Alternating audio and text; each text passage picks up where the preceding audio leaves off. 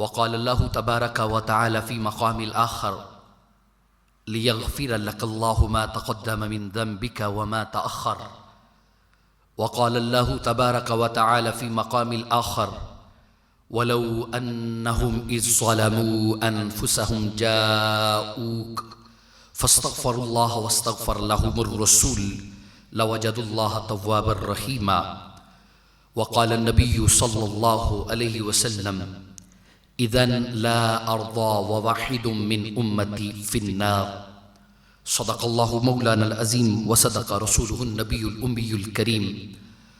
इन्नल्लाह व मलाइकतहु युसल्लूना अलन नबी या अय्युहल्लज़ीना आमनू सल्लू अलैहि व सल्लिमू तस्लीमा। अस्सलातु वस्सलामु अलैका या सय्यदी या रसूलल्लाह व अला आलिका व अस्हाबिका या सय्यदी या नबी अल्लाह। अस्सलातु वस्सलामु अलैका या सय्यदी या नबी अल्लाह व अला आलिका व अस्हाबिका या सय्यदी या नूर अल्लाह। अस्सलातु वस्सलामु अलैका या सय्यदी या नूर अल्लाह व अला आलिका व अस्हाबिका या रहमतल लिल आलमीन। मौलाय सल्ली व सल्लिम दाइमन अबदा अला हबीबिका खैरिल खल्क़ि कुल्लिहिम हुवल हबीबुल्लज़ी तुरजा शफ़ाअतुहु लिकुल्लि हौलिन मिनल अहवालि मुक़्तहिम। मौलाय सल्ली व सल्लिम दाइमन अबदा अला हबीबिका खैरिल खल्क़ि कुल्लिहिम मुहम्मदुन सय्यिदुल कौनैनि वस्सक़लैन वल फ़रीक़ैन मिन उर्बिन व मिन अजमी। मौलाय सल्ली व सल्लिम दाइमन अबदा अला हबीबिका खैरिल खल्क़ि कुल्लिहिम सुम्मा रिदा अन अबी बकर व अन उमर व अन अली व अन उस्मान ज़िल करमी। मौलाय सल्ली व सल्लिम दाइमन अबदा अला हबीबिका खैरिल खल्क़ि कुल्लिहिम। अल्लाह जल्ल जलालुहु व अतम्म बुरहानुहु व अज़्ज़म शानुहु की हम्दो सना दुरूद ला महदूद आक़ाए नामीदार मदनी ताजीदार शब असरा के दुल्ला वाली अर्दो समा जाने कायनात बल्कि जाने दो जहानी कायनात शाफ़े अरसा महशर नाफ़े असवद अमर राफ़े अर्जुल अस्कर कासिम सबीलो को सर मुतसदीफ़ खुशकुतर बिइज़्न रब्ब अकबर मदहर गफ़ार मेहमान शब असरा मुकीम कसरे दाना राजदार रब्बुल औला हबीब ज़ात किबरिया पैकरे इस्तिफ़ा इज्तिबा जनाब सय्यदुना व मौलाना मुहम्मद मुस्तफ़ा सल्लल्लाहु अलैहि व अला आलिहि व अस्हाबी वसल्लम की बारगाह आलिया में दुरूदो सलाम का नजराना पेश करने के बाद वाजिबुल एहतराम ज़वील एहतिशाम जुमला सामाईन अस्सलामु अलैकुम व रहमतुल्लाहि व बरकातुहू।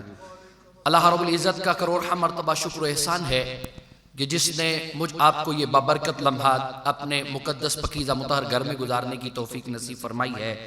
माह शाबानुल मुअज़्ज़म का ये आखिरी रमज़ानुल मुबारक की आमद है और शाबानुल मुअज़्ज़म का ये आखिरी जुमातुल मुबारक है। मैंने बयान किया था सरवर आलम ने इरशाद फरमाया था कि शाबान शहरी के शाबान मेरा महीना है व रमज़ान शहरु उम्मती और रमज़ान मेरी उम्मत का महीना है। हमारे एक साहब कह रहे थे कि इस निस्बत से आखिरी जुमातुल मुबारक है शाबान का तो हुजूर जान आलम सल्लल्लाहु अलैहि वसल्लम का जिक्र खैर हो जाए तो रमज़ानुल मुबारक का इससे बढ़कर और इस्तिकबाल क्या हो सकता है। तो आज के इस जुमातुल मुबारक में अतल इम्कान कोशिश करूँगा। ज़िंदगियाँ ख़त्म हुई, कलम टूट गए, आका तेरे उसाफ का एक बाब भी मुकम्मल ना हुआ। असलाफ लिखते रहे, वो थक हार के बैठ गए हैं, फिर भी कोशिश करते हैं जब तक ज़ुबानें साथ देंगी आका की सना हमारी ज़ुबानों से जारी रहेगी। हुजूर सरवर आलम नूर मुजस्सम शफ़ी मुअज़्ज़म सल्लल्लाहु अलैहि वसल्लम की हदीस से अपनी गुफ्तगू का आगाज़ करूँगा। चाहे कोई बुजुर्ग है, जवान है, आज के जुम्मा मुबारक आगे रमज़ानुल मुबारक का आ रहा है तो पिछले जुम्मा भी मैंने आपसे अर्ज़ किया था कि रब की रज़ा के लिए जितनी देर बैठे आपकी ज़ुबान अल्लाह के ज़िक्र से तर रहनी चाहिए। तो आज तो ज़िक्र फिर जाने जाना क्या है और ये ज़िक्र ऐसा है कि मुर्दों के सामने किए जाए तो मुर्दे ज़िंदा हो जाते हैं। हम तो फिर उशाक है ना, उशाक का अंदाज पता चलना चाहिए कि मोहब्बत किस अंदाज से है। मोहब्बत बोल के बताई नहीं जाती, मोहब्बत अमल से देखी जाती है, किस एतबार से किस मोहब्बत है। हुजूर सरवर आलम नूर मुजस्सम शफ़ी मुअज़्ज़म सल्लल्लाहु अलैहि वसल्लम की हदीस से अपनी गुफ्तगू का आगाज करना चाहूंगा। हजरत मुआज बिन जबल रज़ी अल्लाह ताला अन्हु हदीस पाक के रावी हैं, फरमाया कि हुजूर सरवर आलम नूर मुजस्सम शफीए मुअज़्ज़म सल्लल्लाहु अलैहि वसल्लम ने इरशाद फरमाया कि ज़िक्रुल अंबिया मिनल इबादा व ज़िक्रुस सालिहीन कफ़ारा। मेरी सरकार ने इरशाद फरमाया कि अल्लाह के बंदों में से उसके नबियों का जिक्र इबादत है और उसके नेक बंदों का जिक्र गुनाहों का कफारा है। बड़ी शाइस्तगी के साथ आपने हदीस पाक सुन ली तरह तवज्जो से। फरमाया कि अल्लाह के बंदों में से उसके नबियों का जिक्र करना इबादत है और नेक लोगों का जिक्र करना गुनाहों का कफारा है। ये हदीस मेरे सामने है। इस हदीस के तहत मैं देखना चाहूं तो जनाबे हजरत आदम अला नबीना से लेकर जनाबे हजरत ईसा तक अगर सारे नबियों का जिक्र इबादत है तो इमामुल अंबिया का जिक्र करना कितनी बड़ी इबादत होगा। इमामुल अंबिया का जिक्र कितनी बड़ी इबादत होगा। फिर यहां तक नहीं फरमाया कि जिक्र इबादत है, फिर फरमाया कि वज़िक्रुस सालिहीन कफ़ारा, कि अल्लाह के नेक बंदों का जिक्र करना गुनाहों का कफारा है, यानी गुनाह माफ होते हैं। मैं कहता हूं अगर पहली उम्मतों के किसी आबिद का तज़किरा करे तो इंसान के गुनाह माफ होते हैं। अगर इस उम्मत के सरदार और सारी उम्मतों के सरदार, सारी उम्मतों के सारे नबियों के सरदार का जिक्र करेंगे तो अल्लाह कितनी मेहरबानी हम पे इरशाद होगा। इस लिहाज से जितनी देर जुम्मातुल मुबारक के इज्तिमा में हम बैठेंगे इस नजरिए के साथ बैठेंगे। पिछले जुम्मा में मैंने अर्ज किया था नियत को यहां से यहां मरोड़ना है और सवाब में तब्दील हो जाना है। जितनी देर हम इस इज्तिमा में बैठेंगे इस नजरिया के साथ बैठेंगे कि जितनी देर हम बैठे रहेंगे हमने जिक्र जो करना है पाकों का, जितनी देर इस महफिल पाक या इस इज्तिमा में बैठेंगे हमारे नामा अमाल में नेकियां भी लिख दी जाएंगी और हमारे नामा अमाल से गुनाह भी कम होते जाएंगे। हुजूर सरवर आलम नूर मुजस्सम शफी मुअज़्ज़म सल्लल्लाहु अलैहि वसल्लम की ना कुछ सहाबा हजरत इब्ने अब्बास रज़ी अल्लाह ताला अन्हु हदीस पाक के रावी हैं, बड़ी तवज्जो के साथ हजरत अब्दुल्लाह इब्ने अब्बास रज़ी अल्लाह ताला अन्हु फरमाते हैं मेरी सरकार की ना कुछ सहाबा, जिस तरह मैं और आप मस्जिद में बैठ के गुफ्तगू कर रहे हैं ना, फरमाया इस तरह मेरी सरकार ने कुछ सहाबा मस्जिद नबवी में बैठ के ना आपस में गुफ्तगू फरमा रहे थे। इतनी देर में मेरी सरकार अपने कशाना अक़दस से बाहर तशरीफ लाए। मेरी सरकार सहाबा के करीब हुए लेकिन सहाबा को ये अंदाज नहीं होने दिया, उन्हें ये खबर नहीं होने दी कि मैं तुम्हारे करीब हो गया। मेरी सरकार करीब हुए, सहाबा आपस में गुफ्तगू कर रहे हैं और मेरी सरकार सहाबा की गुफ्तगू सुन रहे हैं, लेकिन सहाबा को नहीं पता कि सरकार हमारी गुफ्तगू को सुन रहे हैं। मेरी सरकार गुफ्तगू को सुन रहे हैं और क्या शान है। पहले सहाबी बोले, कहा जी बड़ी शान है जनाबे हजरत आदम की। क्यों जी? हजरत आदम को अल्लाह ने अपना सफी बनाया। दूसरे बोले जी बड़ी शान है हजरत जनाबे इब्राहिम की। जी क्यों? कहा जी अल्लाह ने जनाबे इब्राहिम को अपना खलील बनाया। तीसरे बोले जी बड़ी शान है जनाबे हजरत मूसा की, अल्लाह ने जनाबे मूसा को अपना कलीम बनाया।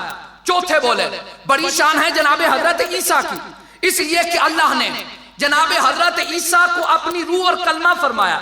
मेरी सरकार साहबा की गुफ्तगू सुन रहे हैं, उन्हें अंदाजा नहीं कि मेरी सरकार गुफ्तगू सुन रहे हैं। साहबा की गुफ्तगू मुकम्मल हुई ना, मेरी सरकार करीब हुए, करीब होके साहबा को फरमाया साहबा मैं तुम्हारी गुफ्तगू भी सुन रहा था, तुम्हारा ताज्जुब भी देख रहा था। साहबा इस बात में कोई शक नहीं कि आदम अल्लाह के सफी हैं, वाकई अल्लाह के सफी हैं, इब्राहिम अल्लाह के खलील हैं, मूसा अल्लाह के कलीम हैं, ईसा अल्लाह की रूह हैं। साहबा इस बात में कोई शक नहीं कि आदम अल्लाह के सफी हैं, इब्राहिम अल्लाह के खलील हैं, मूसा अल्लाह के कलीम हैं, ईसा अल्लाह की रूह हैं। लेकिन साहबा इधर मुझ मोहम्मद की तरफ भी देखो, अल्लाह ने आदम को सफी बनाया, इब्राहिम को खलील बनाया, मूसा को कलीम बनाया, ईसा को रूह बनाया, लेकिन मुझ मोहम्मद को परवरदिगार आलम ने अपना हबीब बना के भेजा।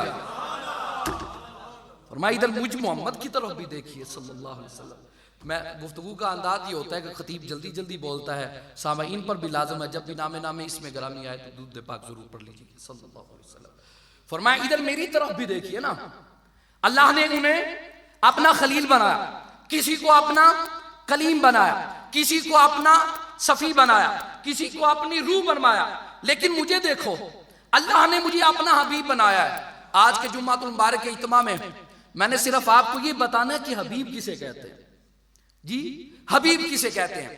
अल्लाह रब्बुल इज्जत के प्यारे महबूब अलैहिस्सलातु वस्सलाम ने फरमाया कि अल्लाह ने जनाब इब्राहिम को अपना खलील बनाया। अब सुनो, खलील किसे कहते हैं? लोग कहते हैं कि सुन्नी कुरान नहीं पढ़ते। और मैंने कहा कुरान पढ़ के तो देखो, अलहम्द की अलिफ से लेकर वो नास की सीन तक मोहब्बत से पढ़ के देख।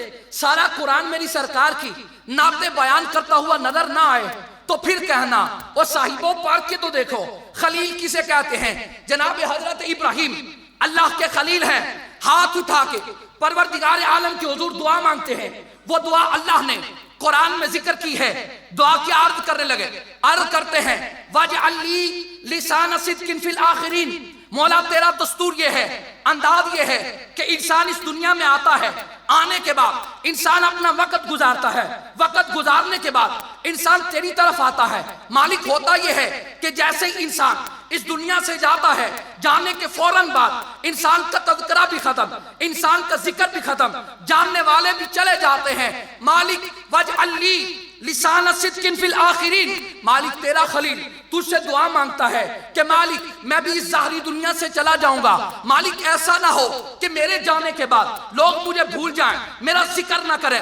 वजअली लिसान सिद्किन फिल आखिरीन। मालिक तेरा खलील तुझसे दुआ मांगता है मैं चला भी जाऊं तो लोग मुझे याद करते रहें, लोग कहते रहें कि इब्राहिम अल्लाह का नेक बंदा, इब्राहिम अल्लाह का बरगजीदा बंदा, इब्राहिम अल्लाह का रसूल, इब्राहिम अल्लाह का नबी। और मैंने कहा ये खलील हैं जो रब से अर्ज करे मालिक मेरे जाने के बाद मेरा जिक्र लोगों की जुबानों पे जारी रखना, लोग मेरा जिक्र करते रहें। लेकिन एक हबीब भी हैं कलेजों को ठंड पड़ती है, जिन्हें खुदा खुद फरमाए वरफअना लका जिक्रक।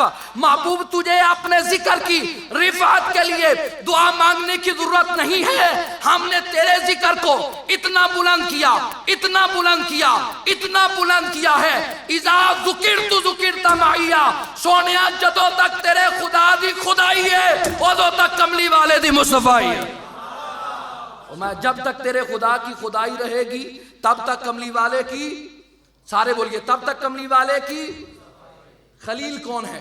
जो रब से अर्ज करे मालिक मेरे जाने के बाद मेरा जिक्र लोगों की जुबानों पे जारी रहे। और हबीब कौन है? जिन्हें खुदा खुद फरमाए सोने वरफाना लका जिक्रक, हम तेरे जिक्र को बुलंद करेंगे। तो मैं कहता हूं फिर मैं क्यों ना कहूं कि सबसे औला वाला, मिल के बोले सबसे औला वाला। ऐसे नहीं कोई जवान है, कोई बुजुर्ग है, सरकार का जिक्र है, ना कोई मेरा कसीदा है ना किसी और का है। मिल के बोले सबसे औला वाला। मैं कुरान पढ़ के बता रहा हूं तो फिर आप ना बोले तो फिर मुकद्दरों की बात है ना। सबसे औला वाला, सबसे बाला वाला, अपने मौला का प्यारा। खलील कौन है? जो रब के हुजूर अर्ज करें ऐ मेरे मौला मेरे जाने के बाद लोग मेरा जिक्र करते रहें, लोग मुझे याद करते रहें। अब सुनो जी खलील कौन है? जनाब हजरत खलील की दूसरी दुआ अल्लाह ने अपने कलाम में जिक्र फरमाई है। जनाब इब्राहिम रब के हुजूर दुआ मांगने लगे। क्या मांगते हैं? अर्ज करते हैं वजअलनी मिन वरसति जन्नतिन नईम। मालिक मुझे पता है तूने एक जन्नत बनाई है, जन्नत भी नेमतों वाली है। मालिक तूने उसके कुछ वारिस भी बनाए हैं, उसके कुछ मालिक भी बनाए हैं। ऐ मेरे मालिक तेरा खलील तुझसे दुआ मांगता है वो जो नेमतों वाली जन्नत बनाई है उसके कुछ लोग तूने वारिस भी बनाए हैं। ऐ मालिक मुझे भी उन वारिसों में से फरमा दे, मुझे भी जन्नत का वारिस बना दे।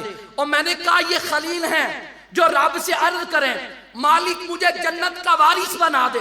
लेकिन एक हबीब भी हैं जिन्हें परवरदिगार आलम फरमाए इन्ना आतैना कल कौसर। सोने जन्नत शाही कोई नहीं, हमने सारे जहानों के खजानों की कुनिया तेरी झोली में डाल दी है। अब ऐलान कर दे इन्नमा अना कासिमुन वल्लाहु युती। लोगों देता खुदा है, बांटता मोहम्मद है। कयामत तक जिसे जो भी मिलेगा, जब भी मिलेगा, जितना भी मिलेगा देगा खुदा, लेकिन मोहम्मद के दरवाजे से मिलेगा। देगा खुदा लेकिन महबूब के दरवाजे से मिलेगा। तो फिर मैं क्यों ना कहूं कि सबसे औला वाला, सबसे औला वाला, सबसे बाला वाला, अपने मौला का प्यारा। और मैं जो भी मिलेगा महबूब के बारगश में। अब पढ़ के देखें ईमान मिलेगा तो इसी दर से, कुरान मिलेगा तो इसी दर से, फिर फरमाया बख्शिश मिलेगी तो इसी दर से, मुसीबत से नजात मिलेगी तो इसी दर से, मालो ज़र मिलेगा तो इसी दर से।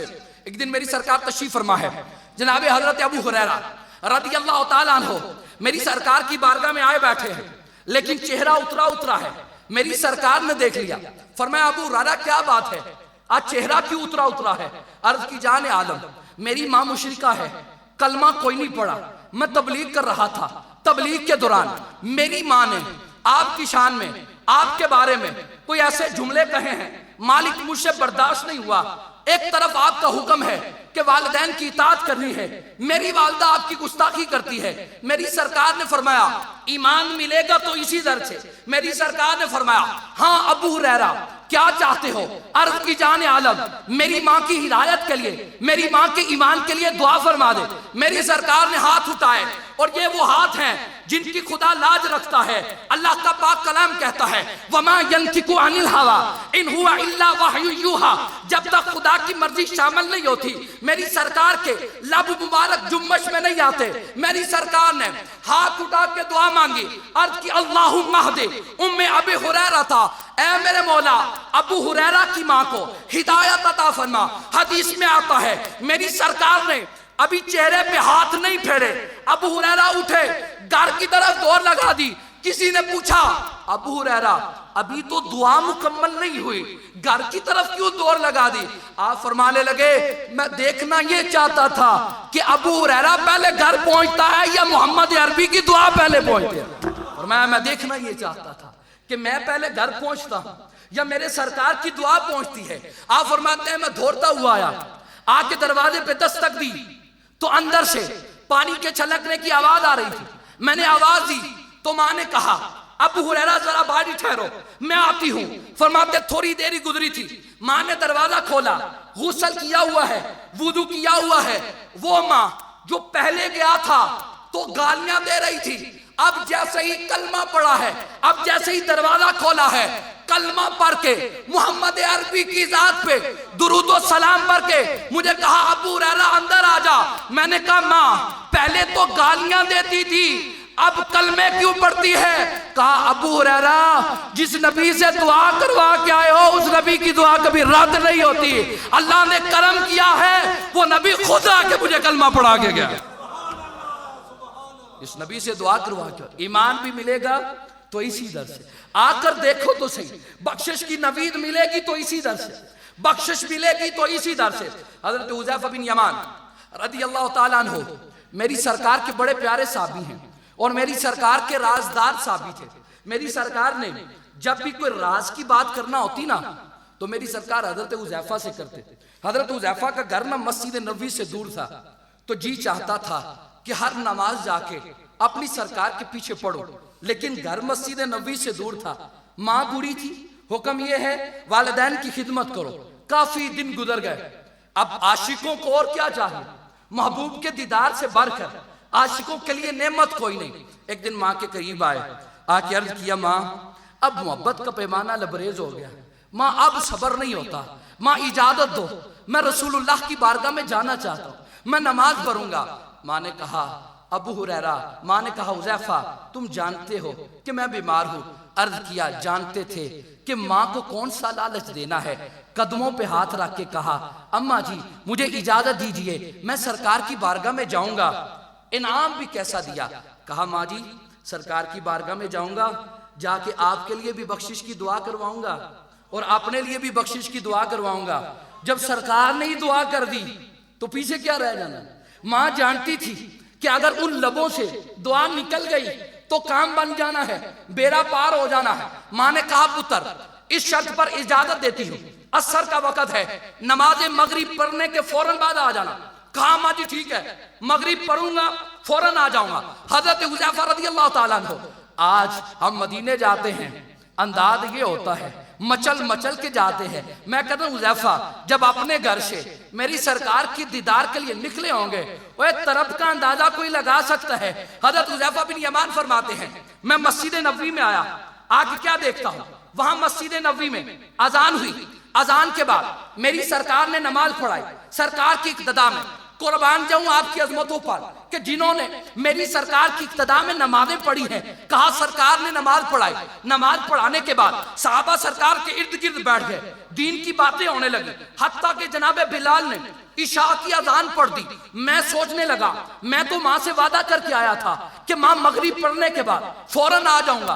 अब यहाँ तो हल्का लग गया, वक्त का पता ही कोई नहीं चला। माँ से जो वादा करके आया वादा भी पूरा नहीं हो रहा। आप फरमाते इसी आलम में परेशान हूँ। जनाब बिलाल ने अजान कही, अजान हुई, मेरी सरकार मुसल्ला रसूल पे आए, आके मेरी सरकार ने नमाज पढ़ाई।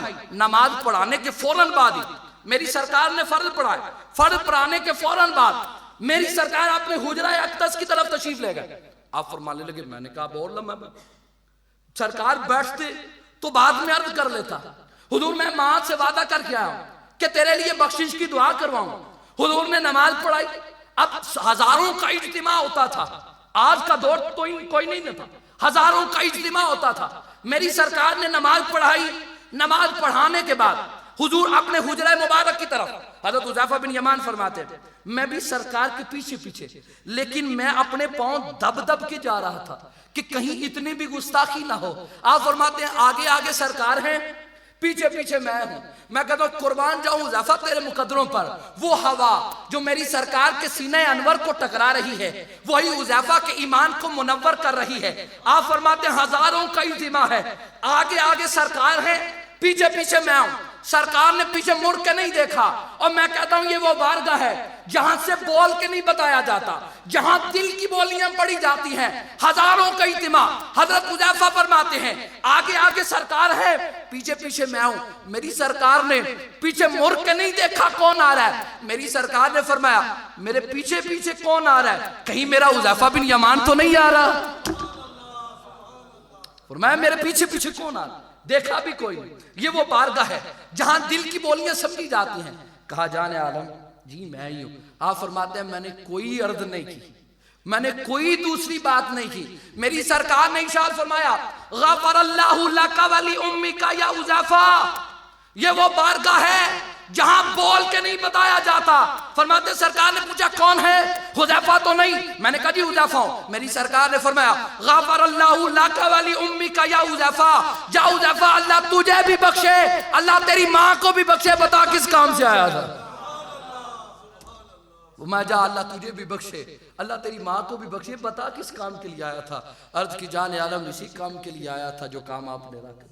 ये वो बारगाह है जहां से खाली नहीं लुटाया जाता। बख्शिश मिलेगी तो इसी दर से, मुसीबत से नजात मिलेगी तो इसी दर से, मालो ज़र मिलेगा तो इसी दर से। हजरत जनाब अबू क़तादा रज़ियल्लाहु ताला अन्हु ग़ज़वा बदर के दिन कुफार के मुकाबले में थे।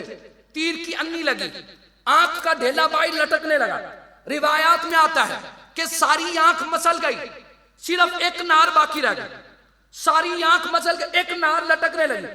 साहबा ने कहा ऐसा करते हैं इस आंख को काट देते हैं, तकलीफ की शिद्दत है, काट देंगे तो तकलीफ में आसानी होगी। कहा नहीं। कहा जी क्यों? कहा मैं सरकार की बारगाह में जाऊंगा, वहां से जो ऑर्डर मिलेगा उसके मुताबिक अमल करूंगा। मुसीबत से नजात है तो इसी बारगाह से। कोई आप कतादा से पूछे आंख जख्मी हो गई है तो किसी तबीब के पास जाओ, वो यहां क्या लेने आ रहे हो? तो जवाब आता है मैं तबीब के पास क्यों जाऊं, मैं तबीबों के तबीब के पास क्यों ना हूं, मैं तबीबों के तबीब के पास क्यों ना हूं। हजरत कतादा रज़ियल्लाहु ताला सारी आंख मसल गई है, एक नार लटक रही है।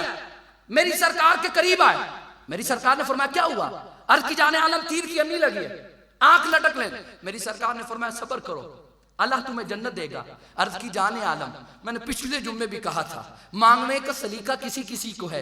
अर्ज की जाने आलम आपके सदके से जन्नत तो मुझे मिलेगी, लेकिन हुजूर बात यह है मेरी नई नई शादी हुई है और हुजूर बात यह है कि जिसकी एक आंख ना हो लोग उसे काना कहते हैं। हुजूर आपका गुलाम हो और लोग काना कहें, बात जचती कोई नहीं। मेरी सरकार ने फरमाया फिर कतादा बोलो चाहते क्या हो? अर्ज की जाने आलम आंख को सलामत चाहता हूं। मेरी सरकार ने करीब किया, आपने लाबे दहन लगाया, थूक मुबारक लगाया, वो जो नार लटक रही थी उसे बाहर खींचा, खींच के ढेले को आंख के मुकाम पे रखे, अपना लुआबे दहन लगाया। सही रिवायत है हजरत अबू कतादा फरमाते हैं, खुदा की कसम सरकार ने अपना लुआबे दहन लगा के मेरी आंख के डेले को आंख के मुकाम पे रखा। मैं अंदाजा नहीं कर सका कि सरकार का लुआबे दहन पहले लगा है या कतादा की आंख पहले ठीक हुई है। सरकार का लुआबे दहन पहले लगा है या कतादा की आंख ठीक। लोग कहते हैं हम जैसे है, मैं कहता हूँ जालिम तुम्हारा थूक बीमारियां फैलाता है, लेकिन यहाँ देखो लुआबे दहन कैसे शफाएं बांटता है। फिर कहा, हजरत कतादा बिन नुमान फरमाते हैं, उसके बाद ये जो आंख जख्मी हुई थी, जो निकल चुकी थी, नारे मसल गई थी, जिस पे सरकार ने लुआबे दहन लगाया था, आप फरमाते हैं वो जो दूसरी आंख थी जो सलामत थी उससे कम दिखाई देता था। जो आंख जख्मी हुई थी जिस पे सरकार ने लुआबे दहन लगाया था, उस आंख पे पहले से भी ज्यादा दिखाई देता था। वो आंख पहले से भी ज्यादा रोशन मुनव्वर है। आकर देखो तो सही, दामन फैला के देखो तो सही। एक साहबी, ऐसा करीम भी कोई दुनिया में आएगा? एक साहबी, बारगाह रिसालत में साहबा का मजमा है, एक साहबी आए, आके अर्ज की दरवाजे से, हुजूर मैं हलाक हो गया, हुजूर मैं तबाह हो गया, हुजूर मैं बर्बाद हो गया। मेरी सरकार ने फरमाया क्या हुआ? अर्ज की जाने आलम, मैं रोजे की हालत में अपनी बीवी से जमा कर बैठा। मेरी सरकार ने फरमाया ऐसा करो, जरा देखो गुलामों को नवाजने के अंदाज क्या है। करीब हुआ, अर्ज की जाने आलम अब हलाक हो गया, मैं तबाह हो गया, बर्बाद हो गया। मेरी सरकार ने फरमाया क्या हुआ? अर्ज की जाने आलम रोजे की हालत में बीवी से जिमा कर बैठो। मेरी सरकार ने फरमाया ऐसा करो कि कफारे के तौर पर एक गुलाम आजाद कर दो, अल्लाह तुम्हारा गुनाह बख्श देगा। अर्ज की जाने आलम मुझ में इतनी ताकत नहीं है कि मैं गुलाम आजाद करूं। मेरी सरकार ने फरमाया फिर ऐसा करो कि 7 मिस्कीनों को खाना खिलाओ, अल्लाह गुनाह को माफ कर देगा। अर्ज की जाने आलम 7 मिस्कीनों को खाना खिलाने की ताकत भी कोई ना। मेरी सरकार ने फरमाया फिर 60 दिनों के 2 माह के मुसलसल रोजे रखो, अल्लाह कफारे के तौर पर तुम्हारा गुनाह माफ कर देगा। अर्ज की जाने आलम मेरे अंदर 2 माह मुसलसल रोजे रखने की ताकत भी कोई ना। वो जानते थे ना कि अल्लाह ने मुख्तार बना के भेजा है, कोई राह मेरे लिए निकल सकती है। मेरी सरकार ने फरमाया बैठ जाओ। बैठ गए। थोड़ी देर गुजरी, एक बंदा खजूरों का टोकरा लेकर आया, आके अर्ज किया जाने आलम ये सदका की खजूरें हैं, ये मदीने के गुराबा में तकसीम कर दो। और नवाबने का अंदाज देखो। मेरी सरकार ने फरमाया वो सवाली कहाँ है जो अभी अर्ज कर रहा था? अर्ज करी जी आलम, फरमाया ये सदका की खजूरें हैं, मदीने के गुराबा में बांट दो, अल्लाह इन खजूरों को तुम्हारे कफारे के तौर पे कबूल फरमाएगा, अल्लाह तुम्हारे गुनाह को बख्श देगा। और मैं कहता हूं मांगने का अंदाज भी देखो और सलीका भी किसी किसी को है। आज जो कि अर्ज करने लगे जाने आलम मदीने की पूरी बस्ती में मुझसे ज्यादा गरीब भी कोई नहीं। मेरी सरकार ने फरमाया उठाओ खजूरों का टोकरा, घर ले जाओ, खुद भी खाओ, बीवी बच्चों को खिलाओ, अल्लाह तुम्हारा गुनाह भी बख्श देगा। फरमाया ले जाओ, घर ले जाओ, खुद भी खाओ, बीवी बच्चों को खिलाओ, अल्लाह कफारा भी कबूल फरमाएगा, अल्लाह तुम्हारा गुनाह भी बख्श देगा। मैंने कहा मालो ज़र भी मिलेगा तो इसी दर से, मुसीबत से नजात मिलेगी तो इसी दर से।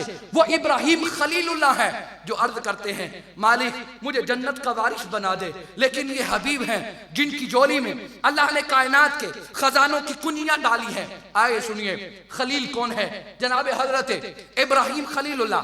अल्लाह रब्बुल इज्जत का हुजूर इसी से अगली आयत है, अल्लाह के हुजूर दुआ मांगते हैं और अर्ज क्या करने लगे? खलील है खलील। दुआ क्या मांगते हैं? वल्लज़ी अत्मउ अन यग़फ़िर ली, अर्ज करते हैं मालिक मुझे उम्मीद है कि तू मुझे बख्श देगा। मेरी 4 नमाजें हैं, उसके बावजूद सुबह से लेकर शाम तक तुम ही गई, तुम ही नहीं, तुम ही काफिर, तुम ही बदकार। ये अल्लाह के खलील हैं, खलील जो रब से अर्ज कर रहे हैं वल्लज़ी अत्मउ अन यग़फ़िर ली, मालिक मुझे उम्मीद है कि तू मुझे बख्श देगा। और मैंने कहा ये खलील हैं जो रब से अर्ज कर रहे हैं वल्लज़ी अत्मउ अन यग़फ़िर ली, मालिक मुझे उम्मीद है तू मुझे बख्श देगा। लेकिन एक हबीब भी हैं जिन्हें खुदा फरमाए लियग़फ़िर लकल्लाहु मा तक़द्दम मिन ज़म्बिका व मा तअख़्ख़र। हबीब हमने आपके सदके से आपके अगलों के गुनाह भी बख्श दिए, आपके पिछलों के गुनाह भी बख्श, हमने आपके अगलों के गुनाह भी बख्श दिए, हमने आपके पिछलों के गुनाह भी बख्श दिए। तो फिर मैं क्यों ना कहूं कि सबसे औला वाला। ऐसे नहीं जवानों हाथ उठा के जरा मोहब्बत के साथ, रमजान मुबारक का अदब भी ये है और आगे पाकों का तज़किरा और मैंने आपको तैयार भी करना है मोहब्बत के साथ। सबसे औला वाला मैं अगर कोई शेर सुनाकर या कोई किस्सा कहानी सुनाकर आपसे कहूं कि तज़किरा करो, फिर तो आपका बनता है। उस वक्त से लेकर या तो मैंने सही हदीस पढ़ी है या अल्लाह का कुरान पढ़ो। अगर अल्लाह का कुरान सुनकर भी आपकी जुबानें खुदा की पाकी ना बयान करें तो फिर मेरा तो कसूर कोई नहीं ना। इसलिए मोहब्बत के साथ सबसे औला वाला, सबसे बाला वाला, अपने मौला का प्यारा, दोनों आलम का दूल्हा, मैं सबसे ज्यादा शर्मिला माना जाता, लेकिन क्या फायदा उस जुबान को जो जिक्र हबीब के लिए ना बोले। हमें तो मिली इसलिए, कहा दिल याद मुस्तफ़ा के लिए मिला और जुबान जिक्र खुदा के लिए मिली, जिक्र मुस्तफ़ा के लिए मिली। अगला तज़किरा सहाबा ने किया, कहा जी बड़ी शान है जनाबे मूसा की, अल्लाह ने जनाबे हजरत मूसा को अपना कलीम बनाया। अब सुनो जनाब, मूसा कलीम कौन है? कोहे तूर पे आए, आकर आपके हुजूर अर्ज की, मेरे मालिक ने कलाम बख्शा, कलाम का शरफ बख्शा, तो लुत्फ आया। अपने रब के हुजूर अर्ज की, मालिक रब्बी आरिनी, ऐ मेरे मौला मैंने तेरा कलाम सुना है, बड़ी खूबसूरत गुफ्तगू है, बड़ी चाशनी है। मालिक रब्बी आरिनी, मालिक मैं तुझे देखना चाहता हूं, मालिक मैं तेरा दीदार करना चाहता हूं। जवाब आया लन तरानी, मूसा तू हरगिज मुझे नहीं देख सकता। जवाब आया लन तरानी, मूसा तू नहीं देख सकता। रब ने ये नहीं कहा कि कोई नहीं देख सकता। जवाब आया लन तरानी, मूसा तू नहीं देख सकता। अर्ज की मालिक कोई है जो देख सकता है? फरमाया मूसा मुझे एक मसला बता। अर्ज की मालिक तेरे इल्म अता करता इल्म से बताऊंगा। आपने फरमाया, रब ने फरमाया मूसा बताओ यतीम का हक मारना जायज है? अर्ज की मालिक जायज नहीं। फरमाया फिर खलील जिद करना छोड़ दे, अपने दीदार का हक मैंने सिर्फ अब्दुल्ला के दूर यतीम मोहम्मद को दिया, उसके अलावा दीदार का हक किसी को कोई नहीं दुनिया में। अब यहां सूफिया फरमाते हैं मोहब्बत का नुक्ता है। आप फरमाते हैं जनाबे हजरत मूसा ने 9 मरतबा रब की हुजूर दुआ की थी, मौला आरिनी आरिनी आरिनी, मैं तुझे देखना चाहता हूं। मेराज की रात मेरी सरकार जब खुदा का दीदार करके वापिस आए ना, तो जनाबे हजरत मूसा से मुलाकात हुई। तो जनाबे मूसा ने कहा रब के हुजूर से क्या इनाम मिला? कहा जी 50 नमाज़ें मिली। कहा रब से तखफीफ का सवाल करे। मेरी सरकार ने तखफीफ का सवाल किया। मेरी सरकार 9 मरतबा दोबारा रब के हुजूर गए। सूफिया फरमाते हैं मेरी सरकार 9 दफा क्यों गए? फरमाया इसलिए कि अल्लाह का पाक कलाम कहता है उदऊनी अस्तजिब लकुम, मुझसे दुआ मांगो मैं तुम्हारी दुआ को कबूल करता हूं। फरमाया जनाबे मूसा ने 9 मरतबा रब से अर्ज किया था, मालिक मैं तुझे देखना चाहता हूं। जवाब आता लन तरानी, लेकिन अपने कलीम की दुआ को भी तो कबूल करना था ना। 9 मरतबा मेराज की रात दोबारा जनाबे मूसा से मेरी सरकार की मुलाकात करवा के कहा मूसा तू मुझे तो नहीं देख सकता, लेकिन उन आंखों को देख ले जो बार बार तेरे खुदा का जिक्र करके आ, उन आंखों को देख ले जो बार बार तेरे खुदा का दीदार करके आ रही है।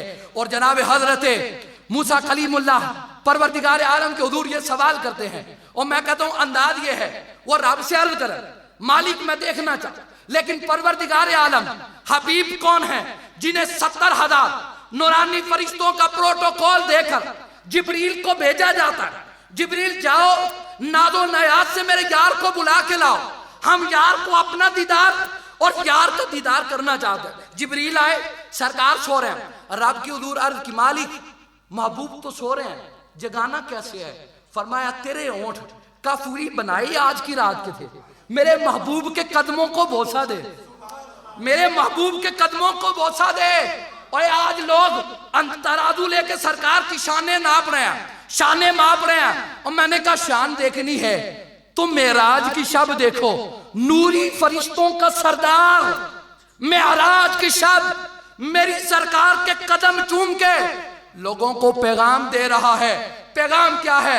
ओए लोगों इस नबी की अजमतों का अंदाजा लगाना चाहते हो तो इसका वाहिद हाल ये है जहां जिब्रील भी अपने कदम, जिब्रील भी महबूब के कदमों को बोसा देकर दुनिया वालों को पैगाम दे रहा है कि खुदा की अजमतें क्या हैं मोहम्मद मुस्तफा जाने, मकामे मुस्तफा क्या है मोहम्मद का खुदा जाने। इंसानों के बस की बात कोई नहीं, वो खुदा ही बेहतर जानता है। आगे अल्लाह का पाक कलाम है। हजरत जनाब मूसा जब कोहे तूर पे जाने लगे ना, तो साथ 40 साथी भी थे। तो जनाबे मूसा तेजी तेजी जा रहे हैं। अल्लाह ने इस चाल को अपने पाक कलाम में जिक्र किया। अल्लाह का पाक कलाम कहता वमा अजलका अन कौमिका या मूसा, फरमाया मूसा क्या बात है कि बड़ी तेजी तेजी आ रहे हो, तेरे कालहुम उलाई अला असरी, वो जो तेरे साथी थे साथ वो कहां है? कहा कालहुम उलाई अला असरी, कहा मालिक वो सारे मेरे पीछे पीछे आ रहे हैं। फरमाया तू क्यों जल्दी आ रहा है? कहा वह अजिलतु इलैका रब्बी लितरदा, मालिक मैं इसलिए जल्दी जल्दी आ रहा हूं कि मालिक तू मुझसे राजी हो जाए। ये कलीम है जो कोहे तूर पे जल्दी जल्दी जाए। और रब फरमाए जल्दी जल्दी क्यों आ रहा है? अर्ज करे मालिक इसलिए ताकि तू मुझसे राजी हो जाए। ये कलीम है जो रब से अर्ज करे मालिक तू मुझसे राजी हो जाए। एक हबीब है जिन्हें खुदा फरमाए वाला सौफा युअतीका रब्बुका फतरदा, सोनिया सारी कायनात अपने खुदा को राजी करना चाहती है, लेकिन खुदा अपने यार मोहम्मद को राजी करना चाहता है। सारी दुनिया खुदा को राजी करना चाहती है, लेकिन खुदा अपने यार को राजी करना चाहता है। तो यहां सूफिया फरमाते हैं साहबा ने मेरी सरकार से अर्ज किया कि खुदा आपको राजी करना चाहता है और मैं क्यों ना मान करूं, मैं क्यों ना सजदे अदा करूं। साहबा ने अर्ज किया कि रब आपको राजी करना चाहता है, आप अपने रब से कब राजी होंगे? हदीस पाक सुन के कलेजों को ठंड पड़ती है। मेरी सरकार ने फरमाया इज़न ला अर्दा व वाहिदुम मिन उम्मती फिन्नार, फरमाया मैं उस वक्त तक अपने रब से राजी कोई नहीं होना जब तक अपना आखिरी उम्मती भी जहन्नम से निकाल के जन्नत में दाखिल न करो। सही हदीस पाक, सही हदीस पाक। फरमाया उस वक्त तक मैं राजी कोई नहीं होना जब तक अपना आखिरी उम्मती जहन्नम से निकाल के जन्नत में दाखिल ना कर लो। तो फिर मैं क्यों ना कहो कि सबसे औला वाला, ऐसे नहीं जरा गज के बोले, सबसे औला वाला, सबसे बाला वाला, अपने मौला का प्यारा, दोनों आलम का दोला।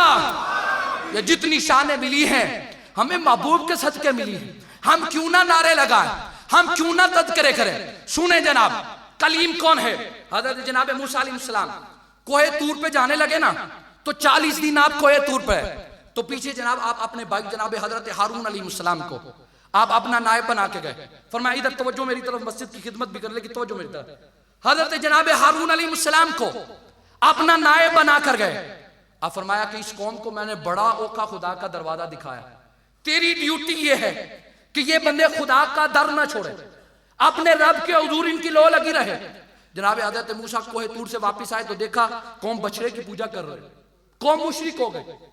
हज़रत जनाब मूसा अलैहिस्सलाम दोबारा आए, आपने आके कौम को झंझारा, आपने फरमाया जालिमों मैंने तुम्हें कितनी मुश्किल से खुदा का दरवाजा दिखाया, 40 दिनों में तुम मुशरिक हो गए, 40 दिनों में तुम बछड़े की पूजा शुरू कर दी। उन्होंने कहा जनाब हमसे गलती हो गई है, आप ऐसा करें हमें परवरदिगार आलम के हुजूर माफी ले दें, अब भी आप ना ये कुरान की आयत सुन के बोलें तो फिर अपना कसूर है। अर्ज की मालिक आप हमें हुजूर रब से मालिक दे दें।